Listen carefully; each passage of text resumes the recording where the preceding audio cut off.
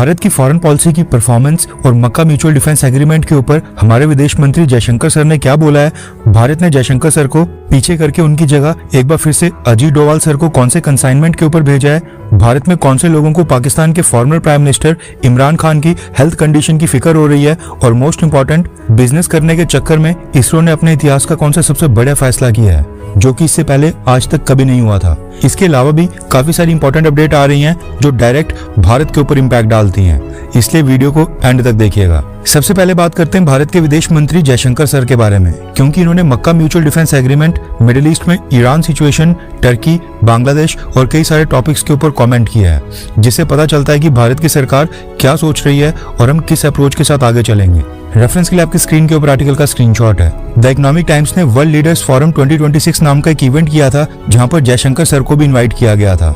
यहीं पर भारत की फॉरेन पॉलिसी के ऊपर डिटेल्स में चर्चा की गई है। सबसे पहले मक्का म्यूचुअल डिफेंस एग्रीमेंट के ऊपर जयशंकर सर ने बोला है कि इस पैक्ट के जो 3 सिग्नेटरीज हैं, यानी पाकिस्तान, टर्की और सऊदी अरेबिया, तीनों देश इस समय लाइव मिलिट्री सिचुएशन को कन्फ्रंट कर रहे हैं।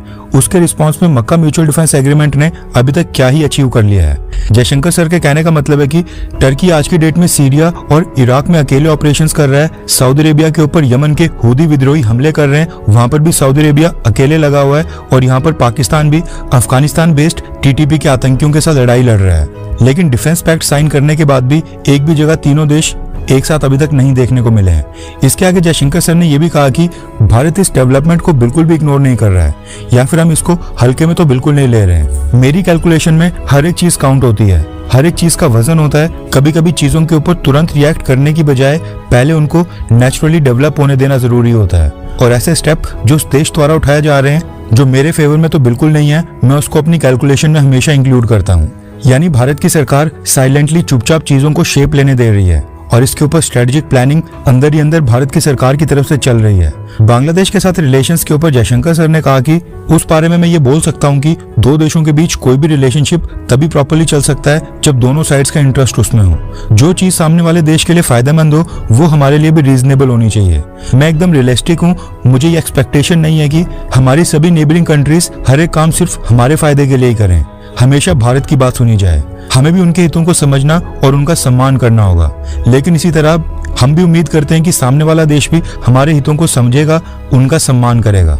इसके साथ ही चाइना के साथ भारत के संबंधों के ऊपर जयशंकर सर ने कमेंट करते हुए कहा कि इस समय भारत और चाइना दोनों के इंटरेस्ट में है कि हमारे बीच रिलेशनशिप स्टेबल रहे, लेकिन मैं ये साफ तौर पर कहना चाहता हूँ, इंडिया चाइना रिलेशंस का फ्यूचर आगे चलकर ये संबंध कैसे रहते हैं ये मोटे तौर पर बॉर्डर सिचुएशन के ऊपर ही निर्भर करेगा। बॉर्डर के ऊपर जो हालात होंगे वैसे ही बायलैटरल रिलेशंस भी होंगे। जयशंकर सर ने आगे कहा कि साल 2020 से 2024 के बीच भारत चाइना रिलेशंस खराब होने की सबसे बड़ी वजह बॉर्डर एरियाज में टेंशन ही थी, इसलिए बॉर्डर के ऊपर शांति और स्टेबिलिटी दोनों देशों के अच्छे बायलैटरल रिलेशंस के लिए हमारी सबसे बेसिक रिक्वायरमेंट है। साथ ही मेरा ये मानना है कि भारत को दुनिया के हर एक देश के साथ बिजनेस करना चाहिए, चाइना के साथ भी, क्योंकि दोनों बहुत ही बड़ी इकोनॉमीज हैं और एक दूसरे के लिए इंपॉर्टेंट मार्केट्स के साथ साथ सप्लाई चेन्स का एक इंपॉर्टेंट पार्ट है, और इकोनॉमिक एक्टिविटीज बंद करना सॉल्यूशन बिल्कुल नहीं है।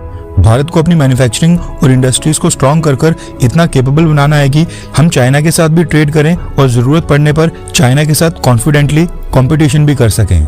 बिजनेस करना है तो इसका मतलब ये नहीं है कि इंडिया चाइना का प्रेशर के आगे झुकता रहेगा, ये कहना है जयशंकर सर का। इंडिया और चाइना के ट्रेड और बिजनेस रिलेशंस एक तरफ, लेकिन अपने नेशनल इंटरेस्ट और बॉर्डर सिक्योरिटी के ऊपर हम कॉम्प्रोमाइज नहीं करेंगे, ये कहना है भारत का। नेक्स्ट अपडेट आ रही है भारत और चाइना को लेकर। रेफरेंस के लिए आपकी स्क्रीन के ऊपर आर्टिकल का स्क्रीनशॉट है। न्यूज निकल कर आ रही है कि भारत के national security adviser Ajit Doval sir आज चाइना की विजिट के ऊपर जा रहे हैं। न्यूज आ रही है कि चाइना में दोनों देशों की बॉर्डर संबंधित स्पेशल रिप्रेजेंटेटिव टॉक्स का 25वां राउंड होने जा रहा है, जिसमें भारत को रिप्रेजेंट करेंगे हमारे national security adviser Ajit Doval sir और चाइना को रिप्रेजेंट करेंगे चाइना के विदेश मंत्री वांग यी। वैसे ये चीज मैंने पहले भी कई बार नोट की है कि चाइना के साथ बॉर्डर रिलेटेड मैक्सिमम मीटिंग्स के अंदर अजीत डोवाल सर को ही भेजा जाता है। No doubt foreign minister Jaishankar sir काफी एक्सपीरियंस्ड और सबसे बेहतरीन विदेश मंत्री होंगे, लेकिन चाइना के साथ डील करने में उनसे ऊपर अजीत डोवाल सर को प्रायोरिटी दी जाती है, इसलिए most of the times Ajit Doval sir he China के साथ मीटिंग करने के लिए चाइना जाते हैं। आज भी जो चाइना में बॉर्डर रिलेटेड मीटिंग होनी है, वहां पर सामने से चाइना ने अपने विदेश मंत्री वांग यी को मीटिंग में हिस्सा लेने के लिए भेजा है, जबकि भारत की तरफ से हमारे एनएसए अजीत डोवाल सर जा रहे हैं। अब इसके पीछे क्या कारण है ये तो खैर मुझे पता नहीं, लेकिन आपको क्या लगता है नीचे कमेंट कर अपनी राय जरूर बताएं। बाकी ये जो भारत और चाइना के बीच स्पेशल रिप्रेजेंटेटिव्स की बॉर्डर टॉक्स चल रही हैं, इसकी शुरुआत साल 2003 में हुई थी, जिस समय अटल बिहारी वाजपेयी जी प्राइम मिनिस्टर हुआ करते थे, और आज ये 25वां राउंड होने जा रहा है।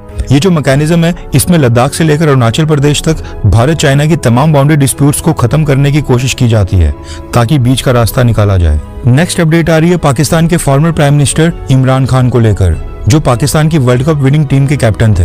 रेफरेंस के लिए आपकी स्क्रीन के ऊपर आर्टिकल का स्क्रीनशॉट है। न्यूज निकल कर आ रही है कि इंटरनेशनल क्रिकेट टीम्स के 21 फॉर्मर कैप्टन्स ने एक लेटर लिखा है, यानी 21 इंटरनेशनल प्लेयर्स जो अपनी अपनी टीम के कैप्टन रहे हैं, इन्होंने पाकिस्तान के प्राइम मिनिस्टर शहबाज शरीफ के नाम एक लेटर लिखा है। इस लेटर में फॉर्मर कैप्टन्स ने अपील की है कि इमरान खान को कोर्ट ऑर्डर के मुताबिक फुल मेडिकल केयर मिलनी चाहिए। अब खास बात यह है कि इस लेटर को भारत के 2 फॉर्मर क्रिकेटर्स ने भी साइन किया है, पहला कपिल देव और दूसरा दिलीप वेंगसरकार। लेटर में इन क्रिकेटर्स ने कहा है कि इमरान खान के लिए प्रॉपर मेडिकल ट्रीटमेंट और कोर्ट द्वारा ऑर्डर के मुताबिक मेडिकल प्रोसेस फॉलो किया जाना चाहिए।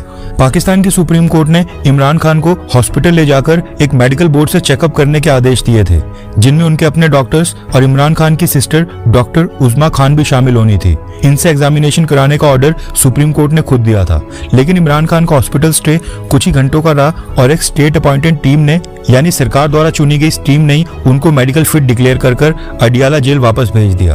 क्रिकेटर्स ने आगे इस लेटर में शहबाज शरीफ से कहा है कि सुप्रीम कोर्ट के ऑर्डर के मुताबिक इंडिपेंडेंट मेडिकल बोर्ड को पूरा असेसमेंट करने दिया जाए, वीकली फैमिली विजिट्स को भी बिना इंटरप्शन करवाई जाएं, यानी फैमिली को भी लगातार मिलने दिया जाए, जो कई कई महीने इमरान खान को उनकी बहन या फिर उनकी पत्नी या उनके बच्चों से मिलने नहीं दिया जाता है, ये सब भी नहीं चलेगा, इस लेटर में लिखा गया है। इसके आगे कहा गया है कि मेडिकल असेसमेंट के अंदर जो भी ट्रीटमेंट रिकमेंड किया जाए वो बिना डिले के प्रोवाइड किया जाए। स्पेशली इमरान खान की जो राइट आंख है उसमें जो विजन की प्रॉब्लम आ रही है उसका ट्रीटमेंट तुरंत होना चाहिए, ये कहना है क्रिकेटर्स का। अब इनको सच में लगता है कि पाकिस्तान के अंदर डेमोक्रेसी है, लोकतंत्र है और इनके लेटर से कोई फर्क पड़ेगा। इससे पहले इसी साल 17 फरवरी को भी सेम इसी तरह से फॉर्मर क्रिकेटर्स ने भी एक लेटर लिखा था और उस लेटर में भी इमरान खान की स्पेशलाइज्ड मेडिकल टीम से ट्रीटमेंट करवाने की अपील की गई थी। उस लेटर को भी भारत के क्रिकेटर्स सुनील गावस्कर, कपिल देव ने साइन किया था। हालांकि उस समय भी पाकिस्तान की सरकार ने लेटर के ऊपर कोई रिस्पॉन्स नहीं दिखाया था और अब आज इस लेटर का भी कोई रिजल्ट नहीं आएगा। 6 महीने के अंदर दूसरा लेटर साइन कर कुछ होना नहीं है, लेकिन फिर भी फॉर्मर क्रिकेटर्स लेटर लिखते जा रहे हैं। हैरानी वाली बात यह है कि इंडियन क्रिकेटर्स को इमरान खान की बड़ी फिक्र हो रही है, जबकि हम सब जानते हैं कि इमरान खान के प्राइम मिनिस्टर रहते पुलवामा हमला हुआ था, जिसमें भारत के 40 सिक्योरिटी पर्सनल्स की जान गई थी और इमरान खान ने खुद ही जम्मू कश्मीर मसले के ऊपर भारत को कई बार टारगेट किया था और इंटरनेशनल स्टेजेस के ऊपर झूठा प्रोपेगेंडा फैलाने की कोशिश की थी और ये आरोप लगाए थे कि भारत के जम्मू कश्मीर में भारतीय सरकार लोगों के ऊपर अत्याचार कर रही है, कश्मीर के लोगों की ह्यूमन राइट कंडीशन खराब हो रही है। लेकिन इसके बावजूद भारत के क्रिकेटर्स को इमरान खान की सेहत और मेडिकल ट्रीटमेंट की काफी चिंता हो रही है। कपिल देव, सुनील गावस्कर और दिलीप वेंगसरकार को फुल रिस्पेक्ट है, लेकिन ये जो इन्होंने लेटर साइन किया है मेरे अकॉर्डिंग तो ये बिल्कुल गलत है। अब आपको क्या लगता है कि ये लेटर साइन करना सही है, हाँ या फिर ना? नीचे कमेंट कर अपनी राय जरूर बताएं। नेक्स्ट अपडेट आ रही है भारत की स्पेस एजेंसी इसरो को लेकर। रेफरेंस के लिए आपकी स्क्रीन के ऊपर आर्टिकल का स्क्रीनशॉट है। न्यूज निकल कर आ रही है कि भारत की स्पेस एजेंसी इसरो ने एक बहुत ही बड़ा फैसला लिया है। इसरो ने डिसाइड किया है कि अब स्पेस एजेंसी रॉकेट मैन्युफैक्चरिंग का काम नहीं करेगी। इसरो के जो रॉकेट्स होंगे जिनके ऊपर सैटेलाइट्स को स्पेस में भेजा जाता है, वो काम अब धीरे धीरे प्राइवेट सेक्टर को शिफ्ट कर दिया जाएगा और इस दिशा में पहला स्टेप भी उठा लिया गया है। इसरो का जो स्मॉल सैटेलाइट लॉन्च व्हीकल यानी SSLV रॉकेट है, उसकी टेक्नोलॉजी और production right Hindustan aeronautics limited यानी हॉल को 511 करोड़ रुपीस में ट्रांसफर कर दिए गए हैं। अब क्योंकि बिडिंग प्रोसेस में हॉल यानी कि सरकारी कंपनी जीती थी, इसलिए हिंदुस्तान एरोनॉटिक्स लिमिटेड को ये राइट्स दिए गए हैं। इसके साथ ही जो PSLV है, पोलर सैटेलाइट लॉन्च व्हीकल, उसकी एंड टू एंड मैन्युफैक्चरिंग के ऊपर हॉल और L&T कंपनीज ये दोनों मिलकर ऑलरेडी इसरो के साथ काम कर रही हैं और ये पहली बार होगा जब लॉन्च व्हीकल पूरी तरह से आउटसोर्स किया जाएगा, इंडस्ट्री प्लेयर द्वारा बनाया जाएगा। इसके साथ ही बात चल रही है कि SSLV और PSLV के बाद अब जो इसरो के heavy lift rocket launch vehicles होंगे उनकी मैन्युफैक्चरिंग में भी प्राइवेट प्लेयर्स को शामिल किया जाए।